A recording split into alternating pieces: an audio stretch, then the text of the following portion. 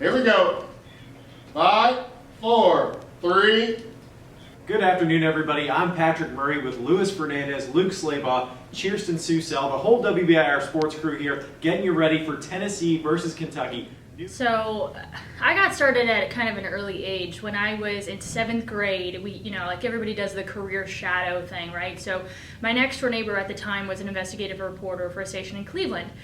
And so I'm like, man, that would really impress my friends at school. So I went there and he had me, I followed him around the whole day, and any kind of stand-up or live shot that he did, he would turn around and say, okay, my camera guy's gonna film you now, just say, remember, these are the main points, this, and this, ready, go. And, I had to just start talking. And so it was terrifying, and I got back to the studio and they had me do a voiceover and all this stuff, and at the end of it, I was like, that is the most terrifying thing I've literally ever done in my life, but this is what I'm gonna do someday. So ever since I was 13, I knew that's what I was going to do. So I actually had a sort of an unconventional way of getting here. Right out of college, there was a daily Christian sports show that was just launching, and they actually found me on YouTube. So I had never applied. It was a few months after I graduated, and I like to give credit to social media specifically for that, because they were hiring people of faith. And so it's really hard to just look at people's reels and things like that and know if they're a Christian or not. So they stumbled upon my reel and looked at my Twitter and looked at a blog that I had up that had my faith incorporated into the blog. And so from there I got a call, an email, and they reached out, and so that's how I got my first job. And then from there, I got a job as the weekend sports anchor in Colorado Springs, at the NBC station in Colorado Springs.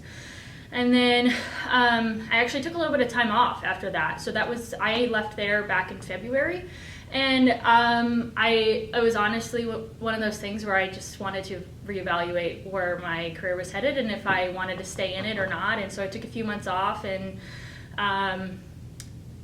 WBIR just reached out, and I came down here to visit, and I'm like, man, this station's awesome. They really care about sports, and so I've been here for about a month. Noon kickoff at Neyland on Saturday. We're going to give you the keys to the games. All right, Cheerston, what do you got? What's your keys? So I'm going to say that the Vols are definitely going to need to stop the run. Kentucky has the 5th-ranked rush attack in the league, and if you take a look at their wins versus their losses, every single game that they've won, they've rushed for more than 200 yards. Every single game that they've lost, their opponent has held them to under 200 yards. And if you take a look at their quarterback's offensive production, Steven Johnson, he's only had 7 touchdowns. He's thrown 4 interceptions, and that's in 8 games. Granted, he's only started 6 of them. But if you can take away the run, if you can make them one-dimensional, they're not going to be successful. Good.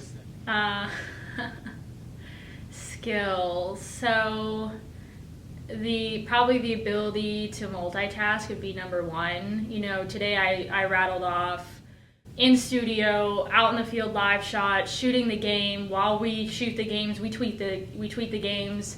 We write our own scripts, we put in our own graphics, we do all of that. So being able to multitask and being able to master more than one thing. A lot of people just think you just sit there and talk in front of the camera. So that would be probably number one. Being able to learn how to fail, in my opinion, is the toughest part of it, because nobody wants to be on camera and fail and things like that. So but it happens. I think everything else you guys are just kind of taught that you guys just need to be kind of the jack of all trades type of thing.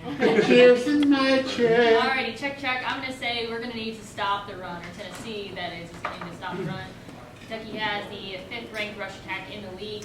They're going to ground and pound.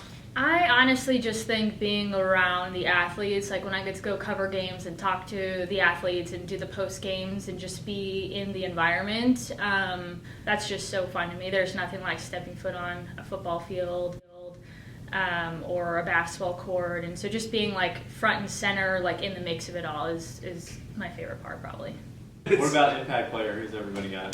Dylan Wiseman / the offensive line. Good. John Killian. Like it.